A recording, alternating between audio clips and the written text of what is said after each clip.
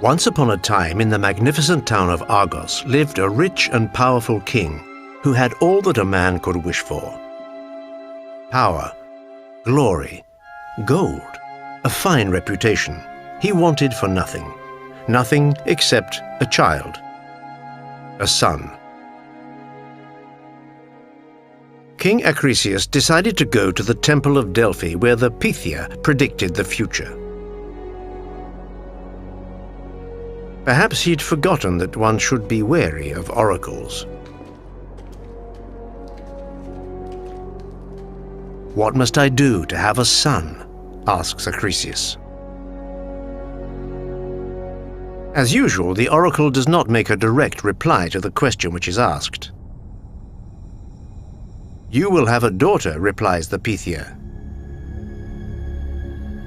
"and this daughter will give birth to a son." That settles it. This grandson will be my successor on the throne of Argos. Relieved, Acrisius is on the point of leaving when suddenly the Pythia continues, "And this boy will kill you as soon as he reaches adulthood."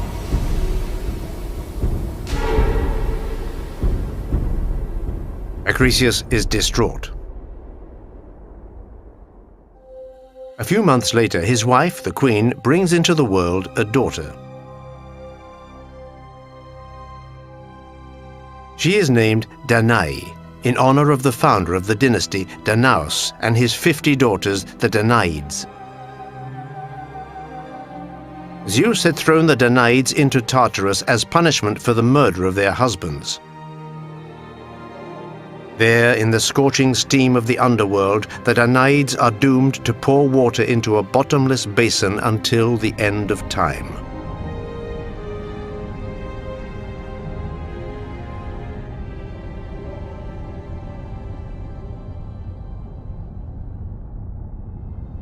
King Acrisius could assassinate Danae with his own hands, but the curse of the gods would be terrible. He does nothing.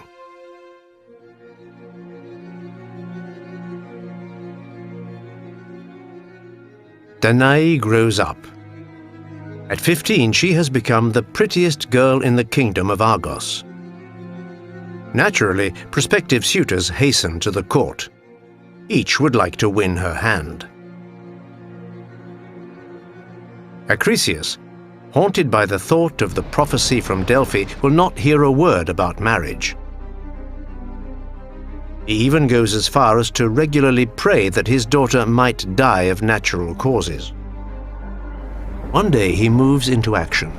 He orders the construction of a tower, a huge tower, within which he builds a prison, with walls and ceilings of bronze.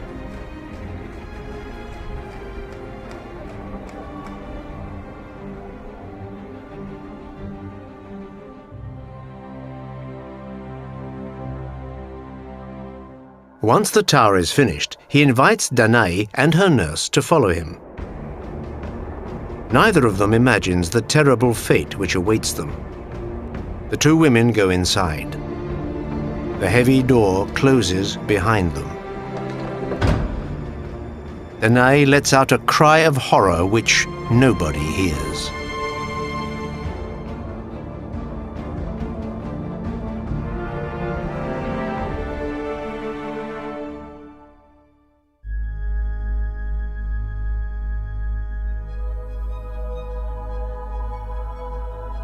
Acrisius breathes a sigh of relief. He thinks the matter is settled. He is mistaken. Things hidden from the sight of men do not escape the gods' attention, and particularly that of Zeus. For a very long time now, the king of Olympus has been aware of Danae's beauty. He is in love with her. Zeus is always in love.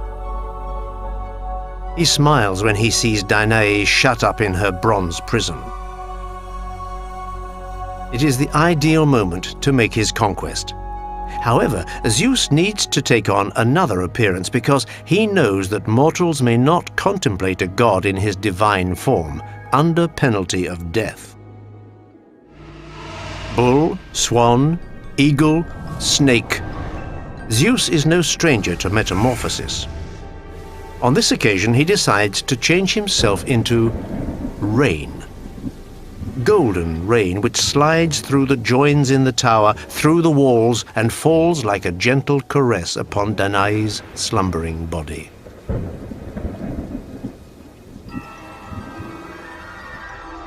The young girl immediately awakens. The whole room is illuminated. Drops of gold are falling from the ceiling. She dares not believe it. What if it was...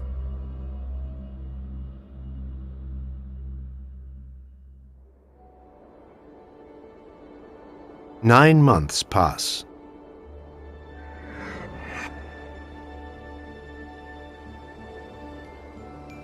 A boy is born. Danae names him Perseus.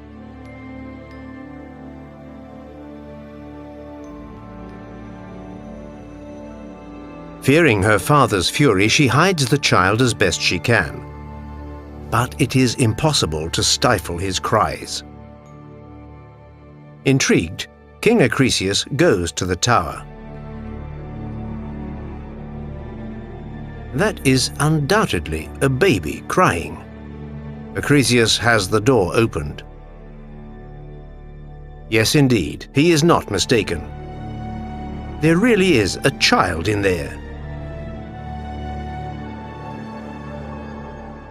Perseus smiles at him, takes a couple of hesitant steps, and falls at his grandfather's feet. The terrified Danae hastens to explain that she is completely innocent, that it is Zeus transformed into rain who is the father of this child. Zeus? Acrisius doesn't believe a word of it. He turns upon the nurse. It must have been her who let a man into the prison. Mad with rage, Acrisius has the poor woman beheaded, along with the guards who were meant to watch the prisoners. But that in no way resolves the problem. What to do with Danae and the baby? Acrisius decides that it's best to put their destiny into the hands of the gods. Let them sort it out. He summons a carpenter, the best in the kingdom, and tells him to make a great wooden casket. When it's finished, he shuts Danae and Perseus inside and has it lowered into the ocean. This time, their prison will not just be four walls, but the whole maritime world.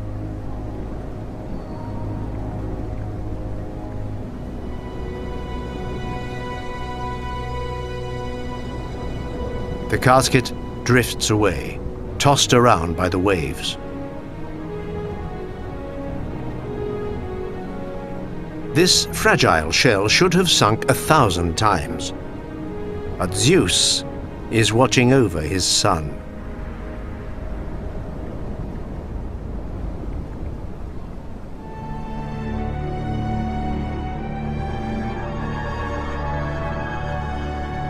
The casket ends up in the vicinity of a little rocky island, the island of Seriphos.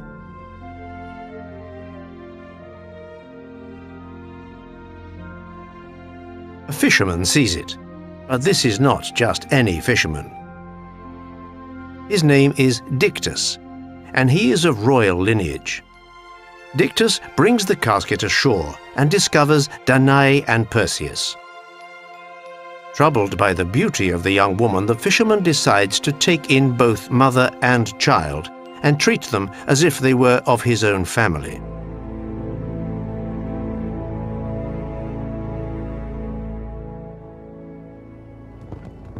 The years pass. Perseus becomes a strong and courageous young man. One morning, the king of the island, Polydectes, an infamous tyrant, bumps into Danae at a bend in the road. He immediately falls in love with her. An all-consuming passion for Danae quickly grows within Polydectes. He becomes obsessed by her. But well aware that for one thing his feelings are not returned, and for another that Perseus would make mincemeat of him if he tried to take Danae by force, he comes up with a strategy to separate the mother and son. A banquet.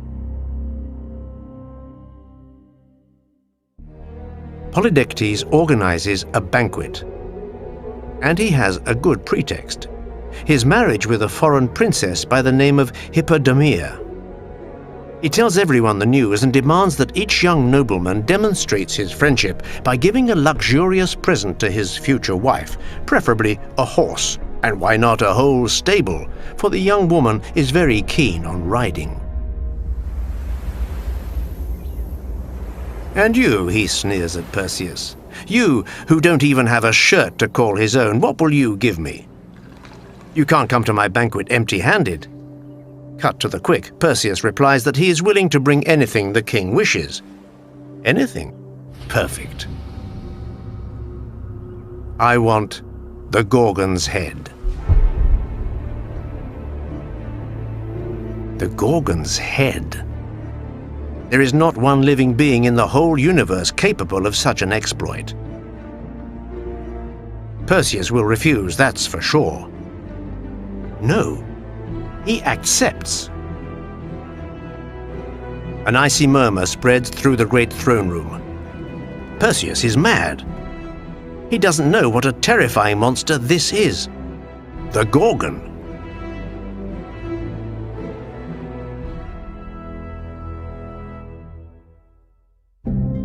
In reality, there is not just one, but 3 Gorgons.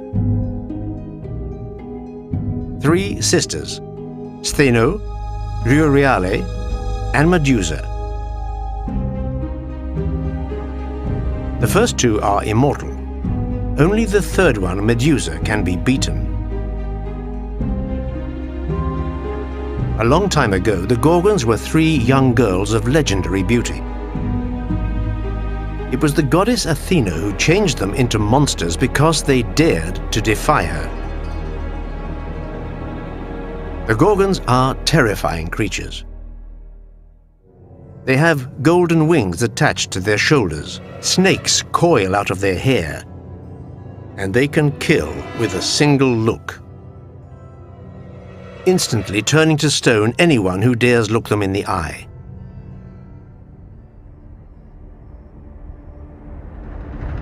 Polydectes is delighted. This pretentious little Perseus has stepped into the trap.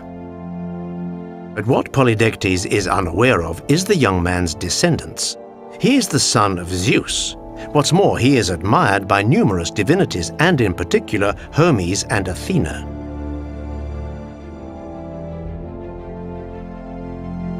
And today, Athena sees in Perseus a way of finishing off her vengeance on the Gorgons.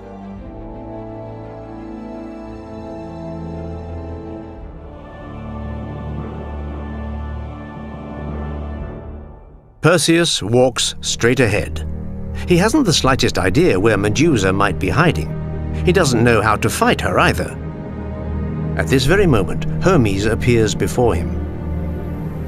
Hermes, god of messengers, son of Zeus. Hermes gives Perseus a silver shield.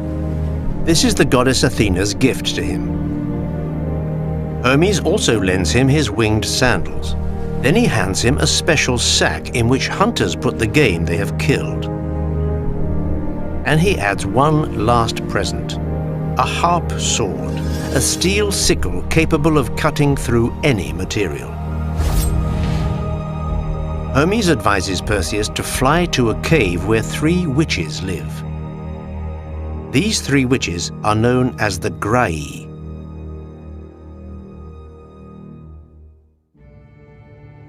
The grandi are the Gorgon's sisters, and they are equally monstrous. They are the only ones who know where Medusa can be found, but no one has ever dared venture inside their repulsive cavern. For the grandi are fearful to look at. People say they were born old. Their faces are no more than wrinkles and folds. Their yellowing skin is crumpled like old parchment. The most astonishing thing is that they have only one eye between them, which they pass around and use in turns, as they do with their one solitary tooth. which they use to devour their visitors. Hermes points a finger towards the west. Even though the Gorgons live across the ocean, beyond the world's frontiers at the doors of the night, the same cannot be said for the grandi, who live in this world.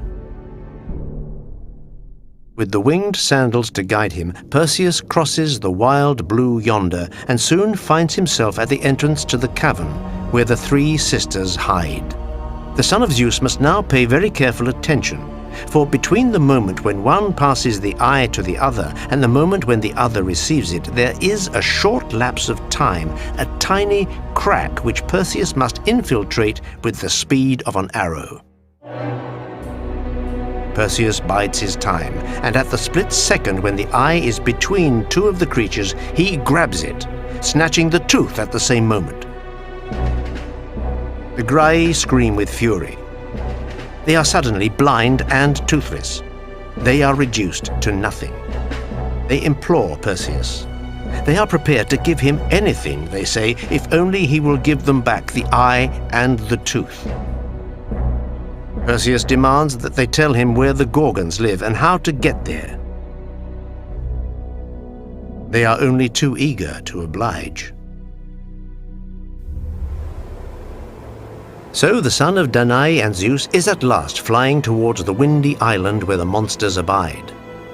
All around, stone statues bear witness to the adventures of unfortunate warriors who dared brave the Gorgons. Horror can still be read in their expressions.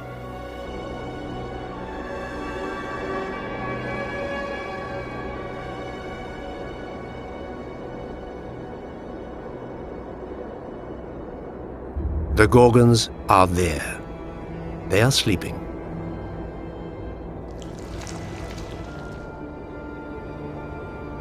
For Perseus, the question is how to cut off Medusa's head without ever coming face to face with her. It seems like an impossible task.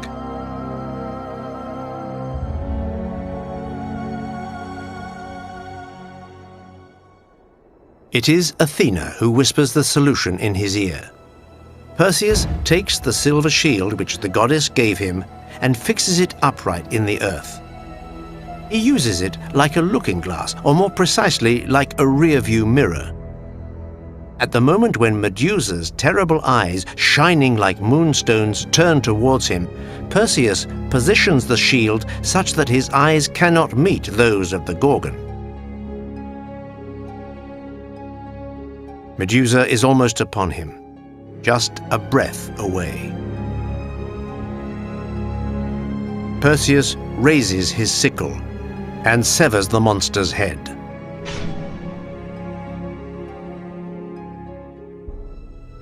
With a terrible screech, Medusa collapses. Perseus stuffs the Gorgon's head in his sack and rushes out of the cave.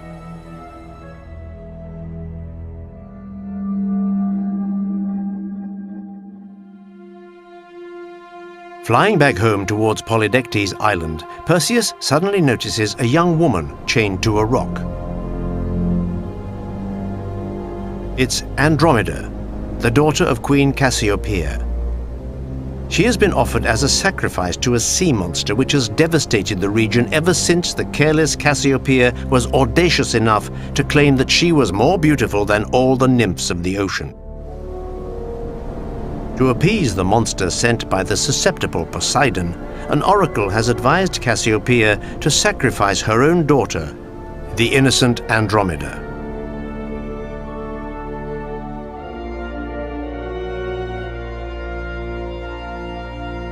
The unfortunate girl is lamenting. Her moans reach Perseus. He hears her, he sees her. He is immediately seduced by her beauty. Out of the question to abandon her to her fate. Perseus goes and finds Queen Cassiopeia and promises to save her daughter if he can have her hand in marriage. Cassiopeia accepts. Perseus immediately returns to the place where Andromeda is attached to the rock, in the middle of the waves. Not a moment too soon, for the monster is cutting its way through the water towards the unhappy Andromeda. Once again, everything depends on a look.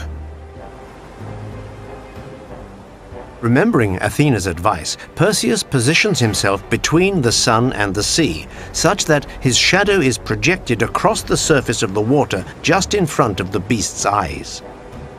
When it sees this shadow moving before it, the monster assumes that it must be its prey. It rushes towards the reflection, and at this very moment, Perseus, from high in the sky, flies down and kills it.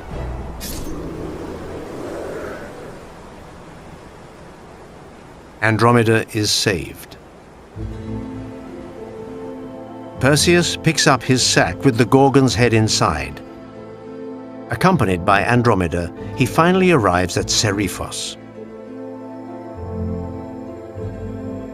But as soon as he lands, he learns that the infamous Polydectes never had any intention of marrying anyone other than Danae. He has profited from Perseus's absence to repeatedly try to force his mother's consent. Happily, Danae has found refuge in the temple of the goddess Hera. Perseus places Andromeda under the protection of Dictys and goes alone to the court of King Polydectes. Passing through the corridors, he penetrates the hall where Polydectes and his court are enjoying a huge feast. Silence falls when Perseus appears. Polydectes stares at him, dumbfounded. Perseus walks towards him. He measures him up without a word. Then he opens his sack and pulls out Medusa's head. In a slow movement, he raises it, being careful to turn his eyes away. In an instant, Polydectes and all his guests turn into stone statues. Perseus puts the head back in his sack and walks out, leaving behind him a petrified world.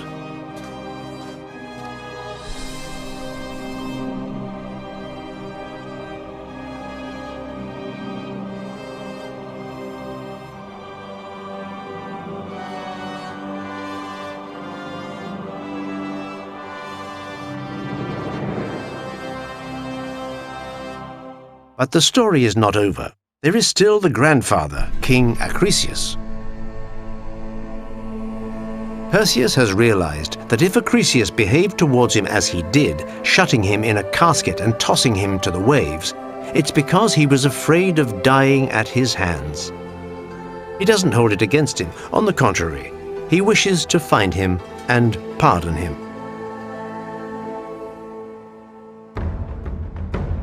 So he sets out for Argos. Unfortunately, Perseus arrives too late. Hearing the rumors of the fabulous exploits accomplished by his grandson, but above all, hearing that he is heading for the kingdom, Acrisius has shown a clean pair of heels.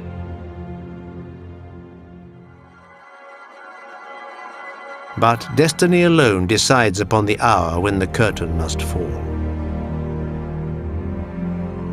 A few days after his arrival in Argos, Perseus participates in games organized in his honor. The discus-throwing event arrives. There is a dense crowd, in the middle of which hides an old man with a gray beard.